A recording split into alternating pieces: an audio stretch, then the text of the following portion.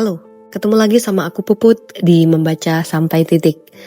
Kali ini kita akan ngomongin salah satu buku paling misterius, paling sering disalahpahami, dan paling banyak disangkutin ke ritual aneh. Namanya The Lesser Key of Solomon. Kamu tahu gak sih, ada buku-buku tertentu yang sejarahnya tuh kayak sengaja dibuat ngambang.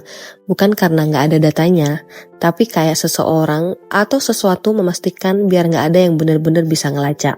Dan buku ini salah satunya. Katanya, buku ini muncul sekitar abad ke-17. Tapi isi di dalamnya lebih tua. Jauh lebih tua. Ada yang bilang naskah dasarnya udah ada dari abad pertengahan. Ada juga yang percaya kalau inti ritualnya bahkan lebih tua dari itu. Mungkin ribuan tahun, waktu manusia masih percaya kalau malam hari itu hidup dan hutan punya mata. Lucunya, gak ada yang bisa bilang dengan yakin siapa yang nulis buku ini. Selalu cuma anonim, tidak diketahui, disalin dari naskah lama. Kayak semua orang yang pernah sentuh buku ini cuma mau jadi perantara, bukan pencipta. Namanya The Lesser Key of Solomon. Kalau kamu pernah dengar nama Raja Solomon, kamu pasti tahu dia tokoh yang selalu dikaitkan sama kebijaksanaan. Tapi di sisi lain, ada legenda yang jarang banget diceritain di buku pelajaran. Legenda yang bilang kalau Solomon punya cincin. Dan cincin itu bukan cuma simbol kerajaan, tapi alat. Alat buat mengendalikan hal-hal yang bukan manusia. Buku ini ngambil nama itu. Kenapa? Karena isinya banyak yang percaya berasal dari perintah Solomon terhadap makhluk-makhluk itu. Jadi kebayang ya, kita lagi ngomongin buku yang secara harus bilang ini kumpulan ritual buat berkomunikasi sama sesuatu yang dulu pernah dipakai seorang raja. Yang bikin buku ini terkenal bukan cuma karena isinya, tapi karena auranya. Dari dulu, orang selalu punya rasa yang sama waktu dengar judulnya. Ini buku apa sih sebenarnya? Karena The Lesser Key of Solomon itu bukan tipe buku kuno yang biasa. Dia bukan cerita, bukan dongeng, dan bukan artefak museum yang aman buat dilihat. Buku ini dari awal udah dianggap berbahaya.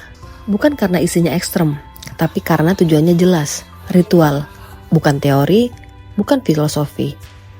Orang penasaran karena buku ini kedengeran kayak sesuatu yang seharusnya cuma ada di ruangan tertutup. Ruangan yang cahayanya cuma setengah dan cuma orang-orang tertentu yang boleh masuk. Dan makin dicari tahu, makin banyak hal janggal yang muncul. Penulisnya gak jelas, asalnya gak pernah pasti, isi ritualnya detail tapi anonim, simbol-simbolnya kayak punya maksud tapi gak ada yang berani bilang maksudnya apa. Jadi rasa penasarannya datang dari satu hal. Kok bisa ada buku kayak gini? Dan kenapa dia masih ada sampai sekarang? Orang gak tertarik karena pengen coba ritualnya, bukan. Kebanyakan cuma pengen ngerti kenapa buku ini diciptakan dan buat siapa sebenarnya. Itu aja udah cukup bikin orang akhirnya baca. Meskipun mereka tahu mereka bakal gak nyaman setelahnya. Sebelum orang bahas ritual, demon, atau simbol-simbol aneh, yang bikin penasaran justru satu hal yang simple. Buku ini aslinya kayak apa sih? Dan dari sini biasanya orang baru sadar The Lesser Key of Solomon itu bukan satu buku, tapi keluarga besar buku dengan bentuk yang beda-beda. Kalau kamu bayangin kitab hitam besar yang kelihatan kayak buku terlarang di film-film, yang asli tuh gak gitu. Manuskrip tuanya tuh kecil, serius kecil banget. Rata-rata ukurannya tingginya sekitar 18-22 cm, lebarnya 12-15 cm, dan ketebalannya cuma sekitar 80-150 halaman tulisan tangan. Kertasnya coklat tua, udah keriput. Tulisannya pakai tinta hitam, kecoklatan. Gaya hurufnya Gothic script yang padat. Dan sampulnya gimana? Gak ada. Dulu cuma kumpulan lembaran yang diikat, baru dijilid rapi sama perpustakaan zaman modern. Manuskrip yang kayak begini cuma ada sedikit banget. Disimpannya ada di beberapa perpustakaan tertentu. Dan beberapa juga ada di koleksi privat orang Eropa. Ini yang asli. Dan jelas gak dijual bebas. Terus kalau ada pertanyaan, kenapa di internet bentuknya kayak kitab besar? Karena yang sering kamu lihat itu versi modern, edisi cetakan ulang. Dan ini penyebab utama kenapa bentuknya beda-beda. Ada orang yang nyalin, ada yang dijemahin, ada yang melengkapi, ada yang bikin versi mewah buat kolektor. Jadi wajar kalau bentuk fisiknya kacau banget variasinya. Varian fisik versi modern yang paling banyak orang punya itu edisi sampul hitam yang paling populer. Ini yang sering kamu lihat di toko online. Tinggi 22-23 cm, lebarnya sekitar 15 cm dan tebalnya ada sekitar 200-350 halaman. Sampulnya hitam matte, ada judul emas, dan vibe-nya kayak buku misteri premium versi modern. Kemudian, edisi kolektor yang hardcover, tebal, dan vibes-nya kayak terlarang. Lalu kenapa bisa banyak edisi? Ini bagian paling penting. Jadi gini, manuskrip tuanya itu nggak satu versi. Ada banyak salinan tangan dari abad ke abad, lalu masuk ke era modern. Samuel Liddell MacGregor, ini kalau aku ada salah pengucapan dan salah penyebutan, mohon dimaafkan dan mohon dimaklumi karena aku nggak tahu gimana cara pengucapannya. Nah, si Samuel Liddell MacGregor ini, salah satu pendiri Golden Dawn, bikin versi kompilasi pertama. Lalu kemudian ada Aleister Crowley, bikin versi editan yang lebih magis dengan gaya bahasa beda. Lalu, peneliti modern, Joseph Peterson dan lain-lain, bikin versi akademik yang lebih rapi dan mendekati manuskrip asli.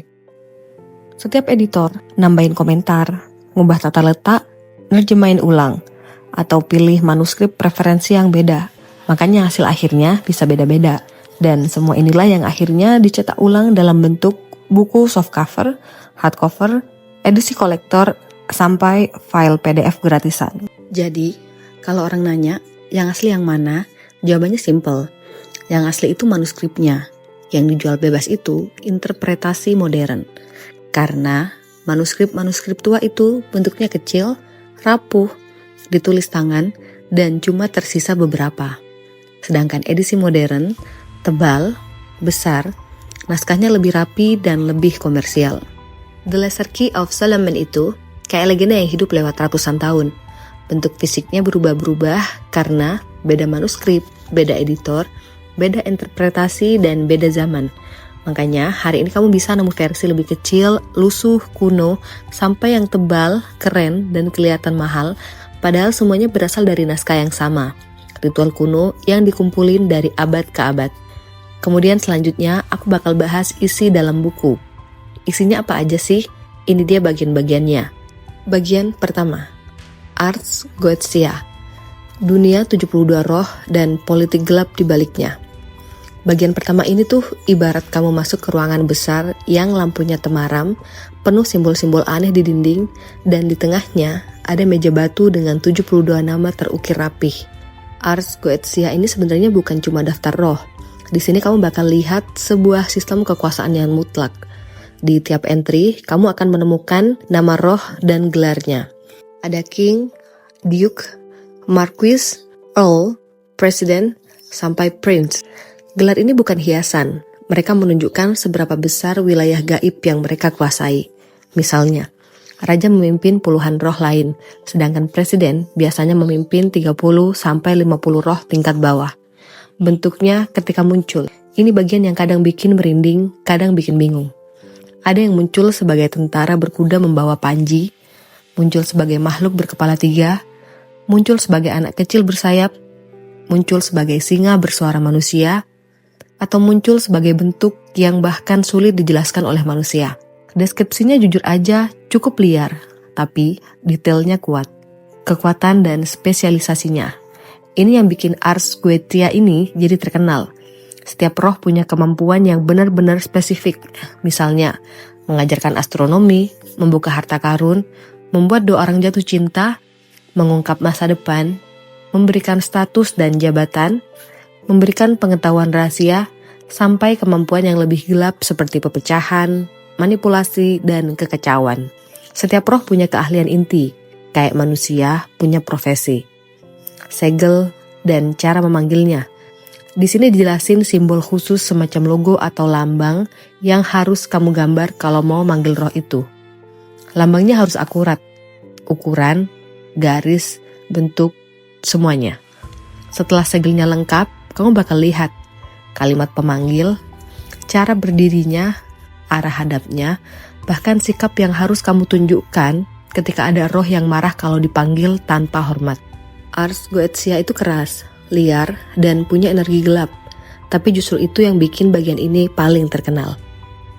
Bagian kedua, Ars Tertia Goetia. Dunia roh yang hidup di angin bagian kedua ini berasa beda banget. Nuansanya lebih tenang dan terstruktur. Kayak kamu masuk ke ruangan yang peta besarnya penuh arah angin, garis-garis langit, dan simbol pergerakan. Bagian ini berpusat pada roh-roh angin dan malaikat yang mengatur arah mata angin. Setiap arah, timur, barat, selatan, dan utara punya komandan utama, wakil komandan, dan puluhan roh bawahan. Masing-masing arah punya kepribadian sendiri. Misalnya, timur, energi permulaan, perjalanan, dan keputusan besar. Barat, emosi, mimpi, hal-hal samar. Selatan, kekuatan, dorongan, dan keinginan. Dan di bagian utara, pengetahuan tersembunyi, hal-hal dingin, dan misterius. Perannya lebih lembut. Roh-roh di sini bukan makhluk yang agresif seperti di Ars Goetia. Mereka lebih kayak angin, menggeser suasana, membawa pengaruh. Kekuatannya meliputi memulihkan keadaan, menuntun perjalanan, membuka jalan pikiran, atau memberikan dorongan tak kasat mata. Sistem panggilannya lebih bersih. Kalau Ars Goetia terkesan keras, di sini ritualnya lebih sederhana. Kamu panggil berdasarkan arah, waktunya tertentu, misalnya matahari terbit atau tenggelam, dan kamu harus menyesuaikan nada bicara dan niat. Bagian ini terasa kayak buku navigasi spiritual, lebih halus, lebih kuno, dan lebih alami. Bagian ketiga, Ars Paulina, malaikat jam dan malaikat zodiak. Begitu kamu masuk ke bagian ini, energinya berubah lagi. Ars Paulina itu kayak kamu membuka jam pasir langit, ada dua bagian besar. Bagian pertama, malaikat jam-jaman. Dalam tradisi kuno, setiap jam dalam 24 jam dijaga oleh malaikat yang berbeda. Jadi, jam 1 malaikat tertentu, jam 2 malaikat lainnya, sampai 24 jam. Setiap malaikat punya fungsi, memberi inspirasi, menguatkan keputusan, menenangkan pikiran, atau memberikan kejernihan. Ritualnya disesuaikan sama jam itu sendiri. Jadi, momen panggilannya nggak boleh salah. Bagian kedua, malaikat derajat zodiak. Ini lebih rumit, tapi cantik banget konsepnya. Lingkaran zodiak punya 360 derajat, dan setiap derajat punya malaikat berbeda. Bayangin, tiap satu derajat Aries, Taurus, Gemini, dan seterusnya, ada malaikat penjaga dengan identitas dan tugas tertentu. Totalnya, 360 malaikat unik. Kelebihan malaikat di bagian Paulina, sifatnya lebih lembut, lebih mengarah ke pencerahan, lebih cocok buat penyelarasan diri. Ars Paulina ini tenangnya beda, kayak ruang meditasi yang penuh cahaya. Bagian keempat, Ars Almadel, ritual yang mengangkat kamu ke 4 lapis langit. Bagian ini rasanya kayak kamu masuk ke ruangan yang dipenuhi cahaya lilin putih. Ars Almadel ini ternyata fokus ke 4 lapisan surga, dan setiap lapisan punya malaikat pemimpin, fungsi spiritualnya, dan warna cahaya tertentu. Kuncinya adalah Almadel. Almadel itu semacam papan altar yang kamu buat dengan detail tertentu. Bahannya harus bersih, ukurannya harus pas, ada lubang-lubang buat lilin, dan warna lilinnya beda-beda sesuai lapis langit. Musim menentukan malaikat yang datang.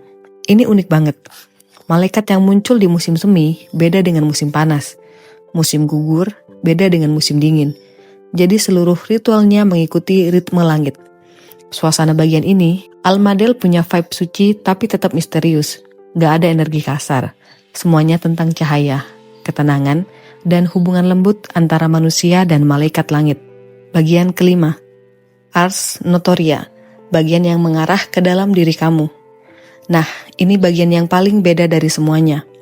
Ars Notoria itu kayak buku doa kuno yang ditulis untuk mempercepat pemahaman, mempertajam ingatan, memperluas pengetahuan, dan membuka insight batin. Dan gak ada roh sama sekali. Bagian ini bersih.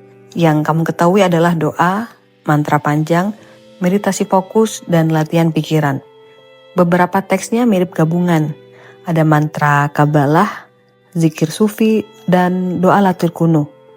Bacanya bikin kamu ngerasa berada di ruang sunyi dengan gema lembut. Tujuannya bukan kekuatan luar, tapi pencerahan dalam. Ars Notoria lebih ngomongin tentang kejernihan, kebijaksanaan, dan bagaimana kamu nyambung dengan pengetahuan. Bagian ini menutup buku dengan cara yang sangat tenang, kayak dunia gelap di awal, dan akhirnya mereda dan berubah jadi cahaya. Pada akhirnya, waktu kamu selesai baca seluruh isi The Lesser Key of Solomon, kamu bakal sadar satu hal sederhana. Buku ini bukan cuma kumpulan nama roh atau ritual aneh. Buku ini lebih mirip peta.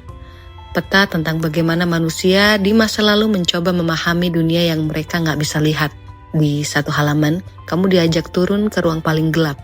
Dan di halaman lain, kamu diajak naik ke langit paling terang. Semua bagiannya kayak ngomong, dunia ini lebih besar dari yang kamu lihat. Dan entah kamu percaya atau tidak, buku ini berhasil ngasih satu pengalaman yang jarang banget ditemukan di naskah kuno lain. Perpaduan antara rasa takut, rasa ingin tahu, dan rasa kecil sebagai manusia. Dan pada akhirnya, kamu gak harus nerima semua yang ada di dalamnya. Gak harus percaya juga, tapi kalau kamu baca dengan hati yang terbuka, kamu bakal ngerti kenapa The Lesser Key of Solomon ini bertahan ratusan tahun. Karena dia bukan tentang kegelapan, tapi tentang usaha manusia untuk mencari kendali, baik kendali atas dunia luar atau kendali atas dirinya sendiri. Dan di titik itu, kamu dan aku sama-sama kembali ke tempat kita berdiri sekarang. Dunia nyata yang kadang terang, kadang gelap, tapi selalu menunggu buat dipahami. Segitu dulu, sampai ketemu lagi di Membaca Sampai Titik.